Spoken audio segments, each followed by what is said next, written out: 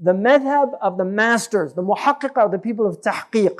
They're the great ulama. The madhab of the masters is the madhab of musawwiba, that every mujtahid is correct. Now, the hadith says, "Man ijtahada wa asaba falahu ajrun, ومن فله أجران ومن اجتهد وأخطأ فله أجر." That hadith, which is sound, whoever makes an ijtihad and is correct, he gets 2 rewards. If he makes it validly with the tools of ijtihad and he is mistaken, then he gets 1 reward. How does that square with that they're all correct?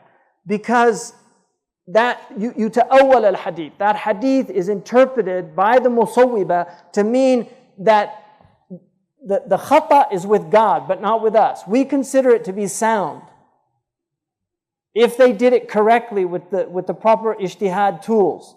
But Allah knows. So as far as we're concerned, it's a sound ijtihad. I disagree with it, but it's sound. So every mujtahid is musib. And that's the muhaqqiqeen. Those are the masters that concluded that. The other madhab is the mukhatti'ah, the ones that say no, they're wrong. But this is the true school that will unite our community. الرد على قول ابن حزم أجمع على أن متبع الرخص فاسق. Ibn Hazm's opinion that those who follow licenses are fasiq is rejected. انعقد الإجماع على أن من أسلم فله أن يقلد من يشاء من العلماء بغير حجر أو حجر as a muthalla. So the ijma' is that whoever becomes Muslim, he can follow anybody who's a scholar and take his opinion. So when I first became Muslim, I happened to become Muslim with Malikis. So they just told me, pray with your hands down, move your finger like that, do 1 taslima. That's what I learned. Then I saw other Muslims, what are they doing? Don't worry about that. They're Hanafis or they're okay, They're all correct. That's what they said. They're all correct. But Shaykh Nuh, he met Shafi'i, so he became Shafi'i. Imam Zayd went to Syria and studied with Shafi'i, so he's Shafi'i. كلهم من رسول الله ملتمسون. All of them took from the Prophet ﷺ. So they're all correct, even though the ijtihadat are different.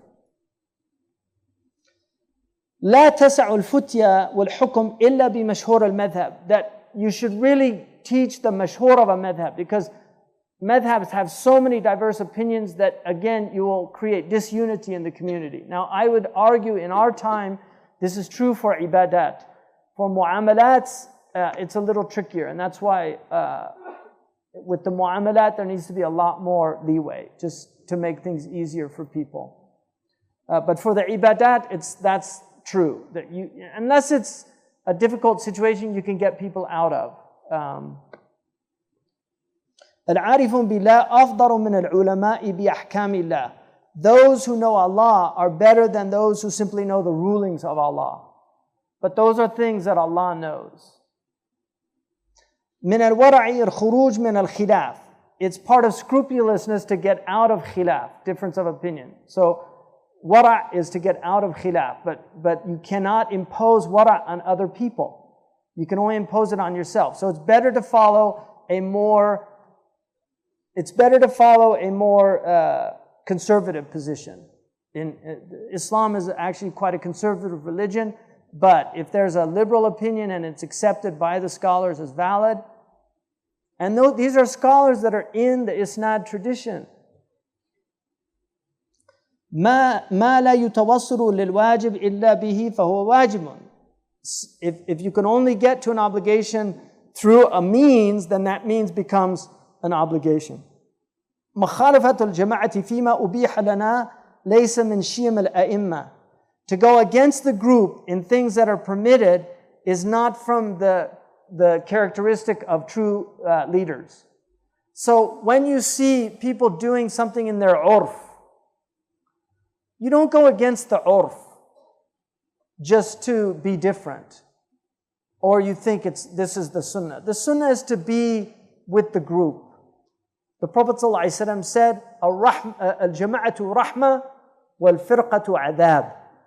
Jama'ah is a mercy, wal-jama'ah ta'ifatu min al-nas ala gharadan wahid. Jama'ah is a group of people with one goal. So a jama'ah of musafirin are going to the same place. So they're called jama'ah. Our jama'ah because our goal is ridwan Allah and Jannah. To please God, to please His Messenger, and to get into paradise. So we all have the same goal. Everybody in this room has the same goal as a Muslim, is to please God and get into paradise, right? Hopefully, that's our goal. وقاية العرض بترك سنة واجب في الدين. To protect your dignity, even if it means leaving a sunnah, is from the deen. So there are situations where if you're going to be humiliated for the sunnah, then you leave the sunnah. If you're in an area where to dress in a certain way is going to cause people to attack you or something like that, you shouldn't do it, even if you believe it's the sunnah to do it. Because you should never put yourself in a situation where you're going to be humiliated. And again, he'll talk about in the book, for instance, Isa ibn Abdul Salam was asked about standing because the sunnah is not to stand. He said, but the sunnah is also لا تقاطعوا ولا تدابروا. Don't split up and don't be divisive, right? Don't turn your backs on one another. So he said, if we don't stand in these days when the urf is to stand, we'll end up creating division. Because people will see the person and say, what's his problem? Why isn't he standing? He doesn't respect me. So he's saying that it's worse to create dissension. That's one of the greatest ulama in the history of Islam, Izz ibn Abdul Salam. That was his fatwa. And there are many examples like that amongst the A'immah. Qadi Ismail, one of the greatest Malikis, was in a gathering in Baghdad, and the minister of the Caliph, who was a Christian, came into the room and he stood up and greeted him. He saw the ulama that were in his gathering look at him, and he was the biggest Maliki scholar of that time. He was considered mujtahid fil madhab. They looked at him like, what's he doing? Why is he doing that? And when the Christian left, he said, I saw you got upset about me standing. He said, this is a minister from the government. You know, that he has the affairs of Muslims, whether you like it or not, in his hands. And Allah did not prohibit us from showing birr to them if they don't oppose us in our religion. Right? لا ينهاكم الله عن الذين لم يقاتلوكم في الدين أو تخرجوكم من دياركم أن تبروهم. Right? That Allah didn't prohibit you from showing those لم يقاتلوكم في الدين. They didn't fight you in your religion أو يخرجوكم من دياركم, that or chase you out of your homes. أن تبروهم. Right? To show them birr. So he used that verse over the other one, فَلْيَجِدُ فِيكُمْ غِلْظَةً. You know, like, let them find harshness. That's another time. That's when you're at war. You don't want to be soft and gentle. You know, let's all sing Kumbaya and they're shooting bullets at you. That's stupidity. But that's not normally how you should behave with people. If they're nice to you, be nice to you. Ibn Abbas, you know, a Jewish man said, Salaam alaikum. And the other man greeted him back. And he got angry at him. They went to Ibn Abbas. He said, Wallahi, if Fir'aun said something nice to me, I'd say something nice back to him. You know, this is the way they were. This whole harshness and this, where did that come from? Right? Where did that come from? It's a very strange thing. حقيقة التقليد قبول قول الغير من غير حجة وأما ما سمعته عن رسول الله فليس بتقليد لأنه حجة في نفسه. The reality of taqleed is to conform to the opinion of another without knowing the proof. It's to accept the opinion of another without knowing their proof for it. That's taqleed, which is a negative thing in our religion, but it's the hukm of people that don't have knowledge. It's to get out of taqleed is a good thing, but if that's where you are, that's where you are. وَأَمَّا مَا سَمِعْتُهُ عَنْ رَسُولِ اللَّهِ. But what you hear from the Prophet, فَلَيْسَ بِتَقْلِيد. If you have understanding, yeah, it's important that, this is like, if you can't follow the hadith without knowledge of Arabic and grammar and studying hadith with ulama. من حضرت له نية في مباح ولم تحضر له في فضيلة فالمباح أولى. If you have niyyah with a mubah to make it something good, and you don't have niyyah with a virtue, then the mubah is better than the virtue. المباح يصير مكرمة بالنية. The mubah can become a positive thing by intention, an honorable thing that you get a reward for. So to eat is permitted. Kulu washrabu is permitted, ibaha. But if you eat with the intention of taqwiyya for ibadah, then it becomes a makruma.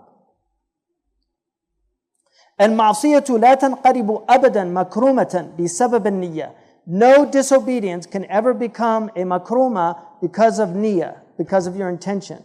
واستثنوا من هذا, but they excluded from this مصلحة شرعية لم تنال إلا بمفسدة دونها.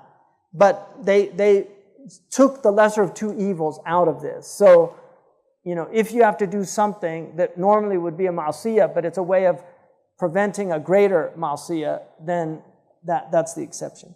المعصية إذا كانت تدرأ معصية أعظم فإنها تفعل. If doing something prohibited will prevent something greater that's prohibited, then it's done.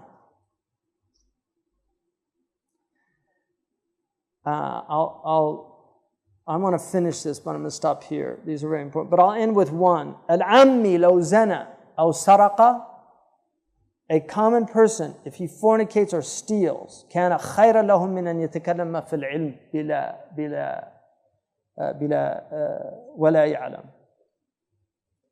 That a common person, if he fornicates and steals, it's better for him than he speaks about knowledge of this religion without any training.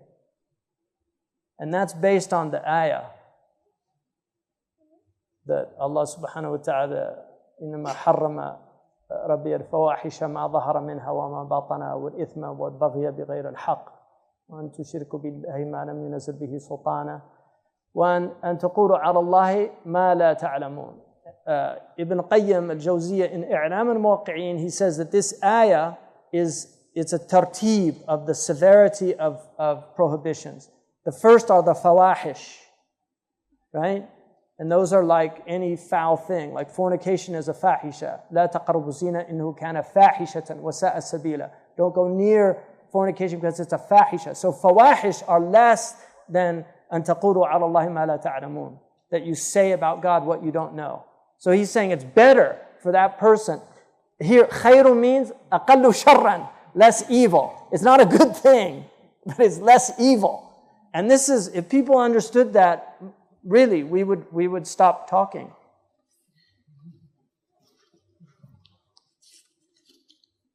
I mean, these are momentous things. The Imam Malik, when he was asked a question in fiqh, he would say, "Inna lillahi wa inna ilayhi raji'un." That's what you say when you إِذَا أَصَابَتْهُمْ مُصِيبَةٌ قَالُوا إِنَّ لِلَّهِ وَإِنَّا إِلَيْهِ رَاجِعُونَ. He would actually see it as a calamity that he's being asked about the deen of Allah, because he has to give an opinion that he thinks this is God's opinion. Who wants to take that responsibility? There have been incidents of people being murdered for committing blasphemy towards the Prophet ﷺ. What would be the usuli approach to this? Well, first of all, nobody can لا ضرر ولا ضرار. Nobody can take the law into their own hands. Blasphemy laws are judged by qadis. It's not nobody can kill another. I mean, look, think about this. If I wanted to murder somebody, all I would have to tell the judge, oh, I heard him say something bad about the Prophet, so I killed him. Oh, okay, you can go. What kind of, think about that. It's crazy. Nobody can take the law into your own. And then the laws of Islam do not apply in the lands of other peoples. They can do whatever they want.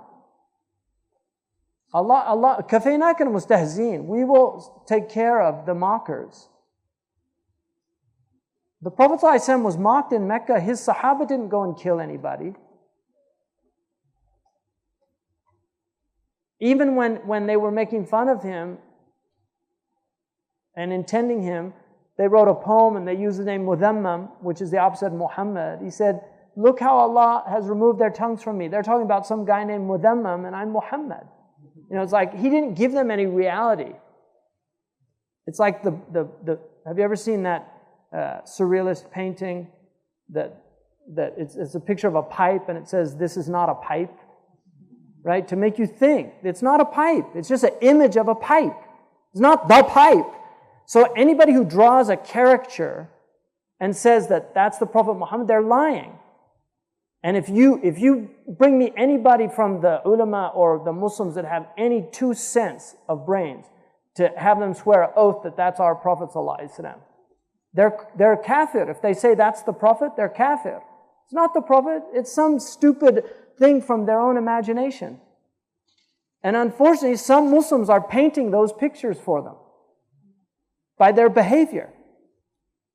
They contribute the pens and the paper. In the Islamic tradition, what are the most effective ways to learn and perfect a language, specifically Arabic and English language?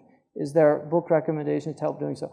I mean, first of all, language, speaking and writing, there's an element of it that's clearly a gift, but there's also a large part of it that is acquisition. So you can learn and master. Shaykh Sa'id Ramadan al-Buti, Allah yarhamuhu, told me that he tried to write poetry, but he never could. I know people like Zain al-Abidin, who's the son of Shaykh Abdullah ibn Bay. He's a brilliant poet. And in fact, I'm going to read one of his poems for you guys before I go, inshallah.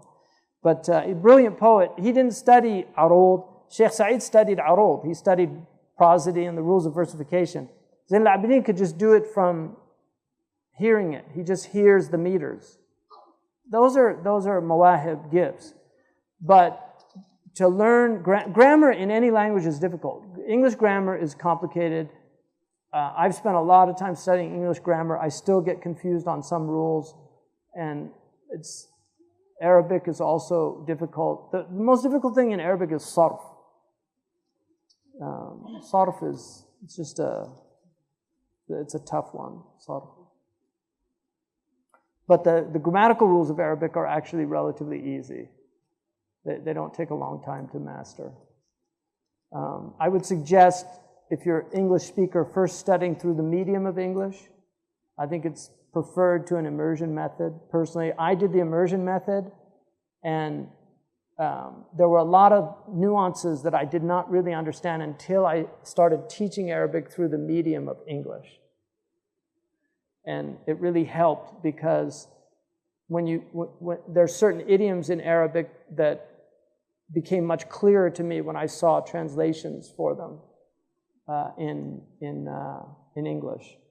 So I would recommend doing that first if you're Ajami, and that's traditionally how Ajam were taught.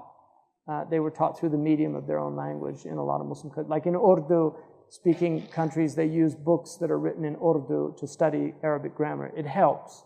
But eventually you have to go into the Arabic grammatical text, the Ajurumiyya, the Qatr al-Nada, Mulhat al-I'rab. I would recommend studying the traditional ones. Some people prefer Nahw al-Wadih and some of the modern ones. The modern ones Nahw al-Wadih is good grammar. It's a good book. But the earlier ones are easier to memorize, and a lot of the rules need simply to be memorized by rote. So, but there's good books. There's a very nice book called Gwyn's Grammar, which I'm using in my freshman seminar. It was written by an English grammarian. It's short. It gives you a very good overview and he makes a beautiful argument for why grammar is so important. He actually believes that grammar can save the planet. Like if we would just learn proper grammar, we could start communicating again. And he makes a very solid logical argument that the lack of grammar is threatening the well-being of the planet. So, with reference to quantitative and qualitative sciences, which are the most important amongst them to study in order to respond to the crises of the age? The qualitative sciences are more important in our tradition than the quantitative because the qualitative relate to revelation. You don't need to know mathematics other than very simple fractions to practice Sharia. And Sahaba had very limited knowledge of mathematics, but they were masters of language, and they were natural logicians and rhetoricians. So they did not know the formal sciences of rhetoric and logic, but they knew them intuitively.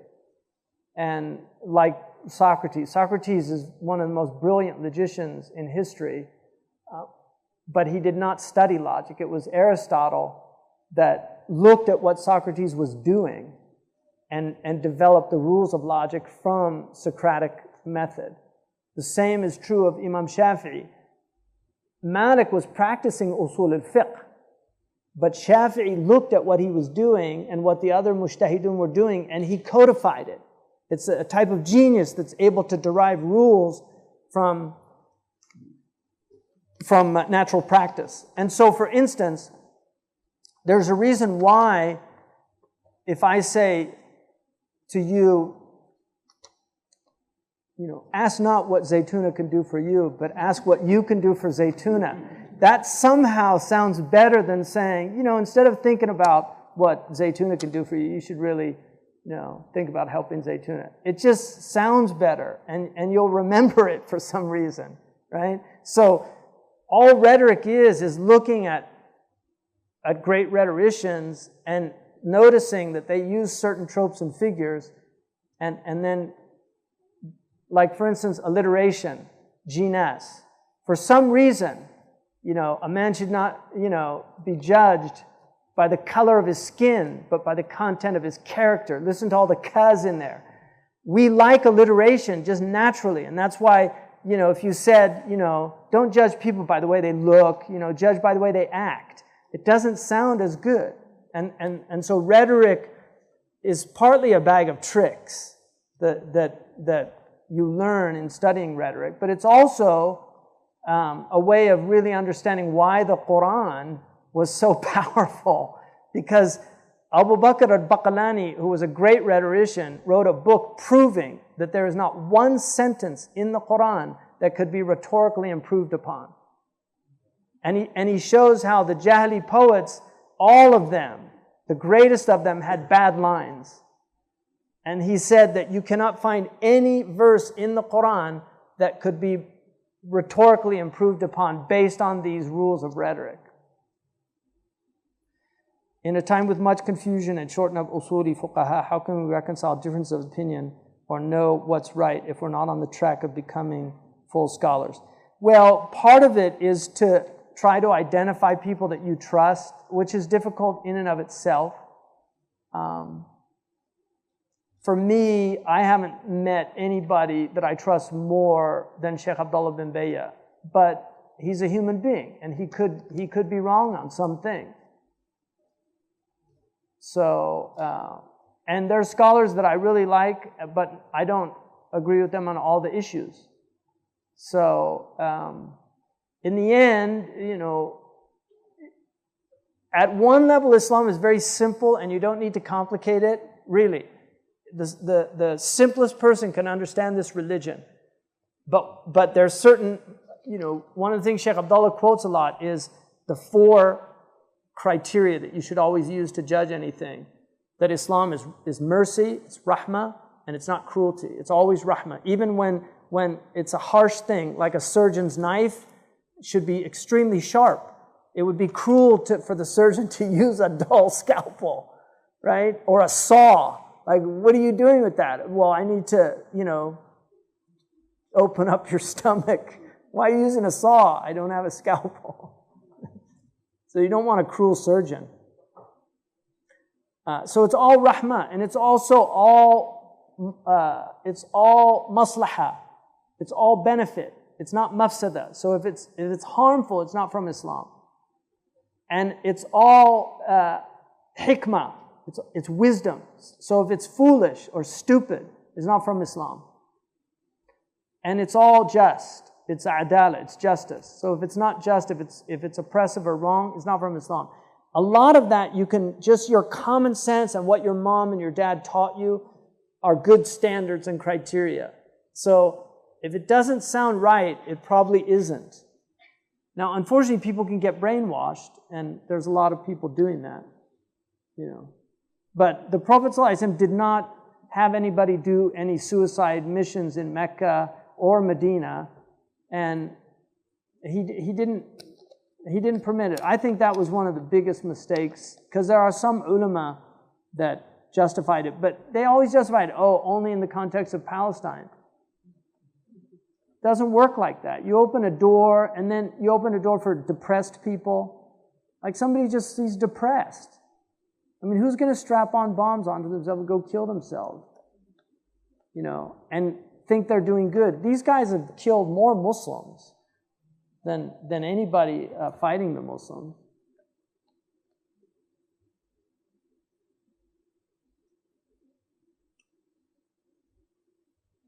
I have read from Al-Ghazali some texts recording talismans to depict the logically unexplainable.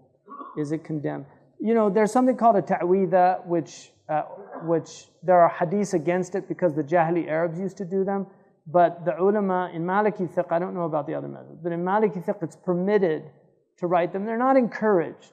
But some people have a lot of waswasa, and so it's permitted to write something from the Quran that they can carry with them to give them some kind of, it's almost like a psychological treatment of just waswasa, just to calm them down or something like that.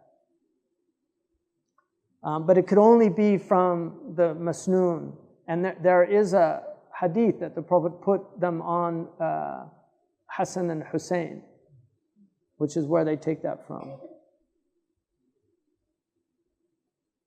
When speaking of khilaf or something being agreed upon, does he mean within one madhab across the four madhab or even the dead ones across?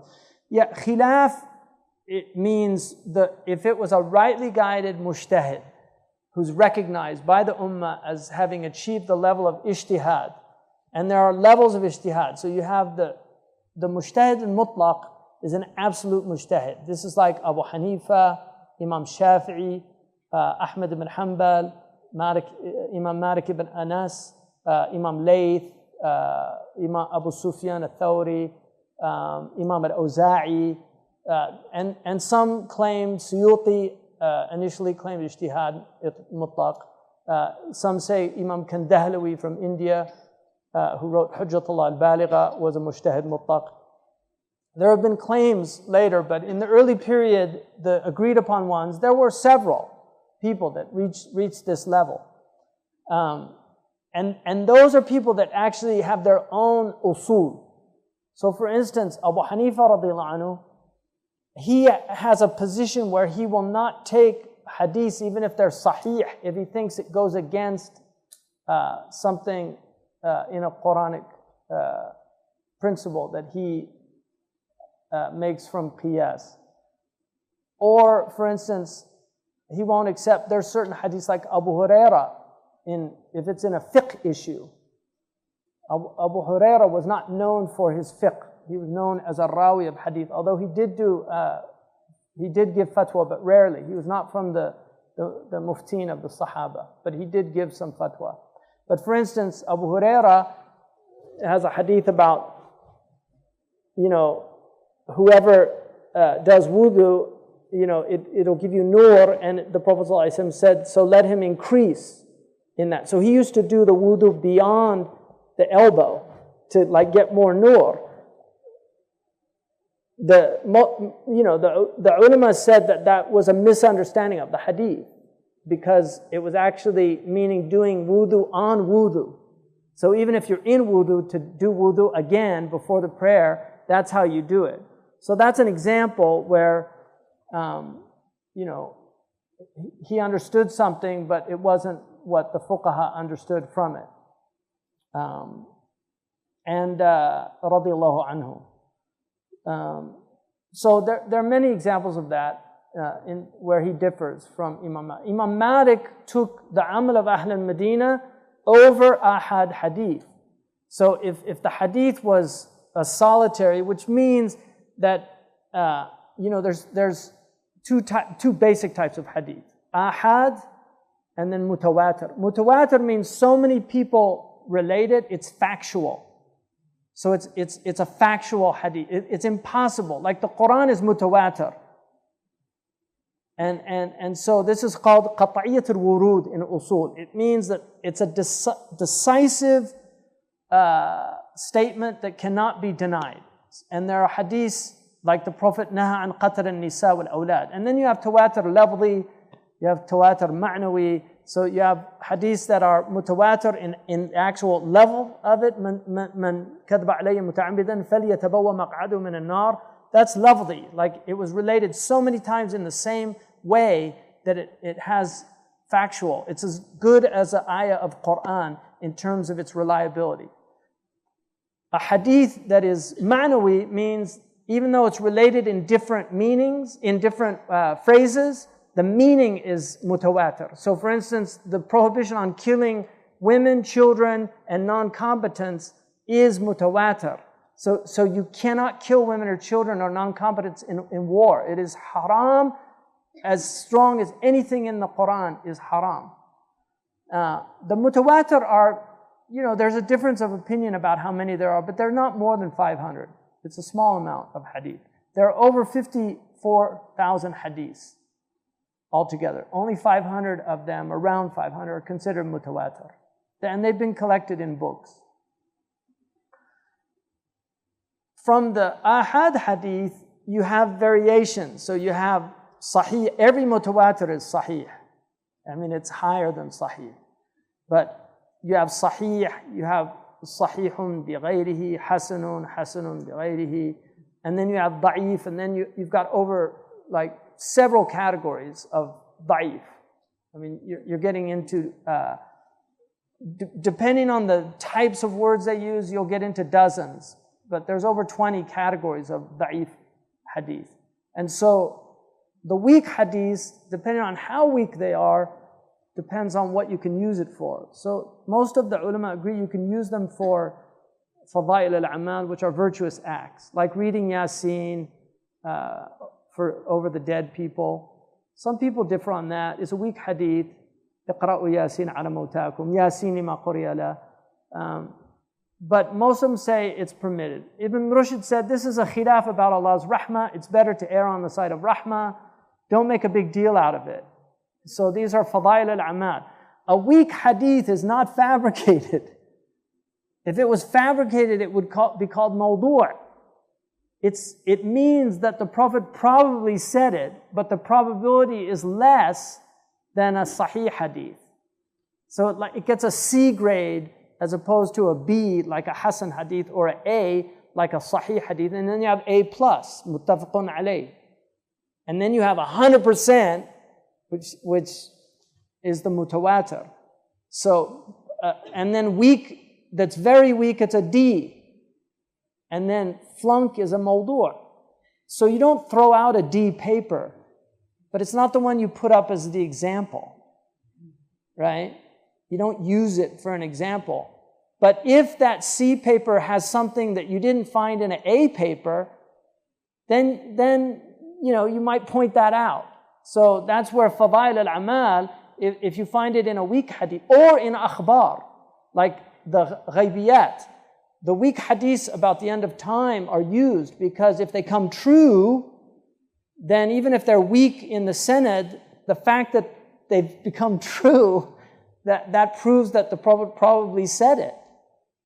And that's why and then munkar, people say, oh, it's a munkar hadith. They don't even know what munkar means.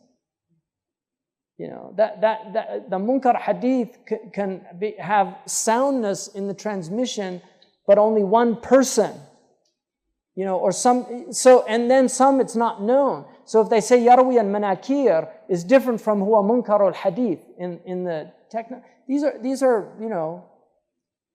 very, very, these are all technical terms. When you study mustalahat al hadith, you learn these distinctions. So